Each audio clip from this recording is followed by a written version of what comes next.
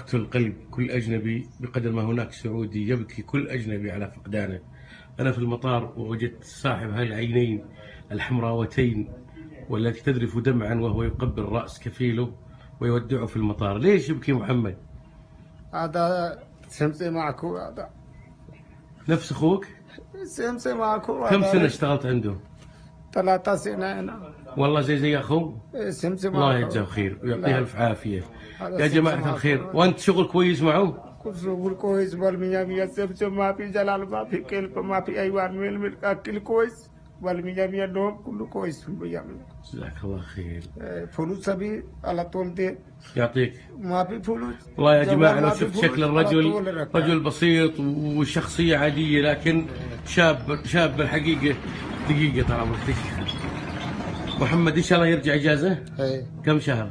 ممكن هذا 5.5 شهر. 5 شهر روح. 5 شهر هنا إنجليز، بعد ذلك رجع. كثير محبة هو؟ كثير محبة. جزاك الله خير. ايش يبغى اقول هذا كفيل انت؟ هذا كفيل كويس بالمية مية. هذا ايش اسمه كفيلك؟ هذا كلام ديانة. ايش اسم كفيل انت؟ هذا ماجد. ماجد ايش؟ ماجد. فاميلي؟ لا، عنيزي. انا عنزي ونعم والله بعنزه. جزاك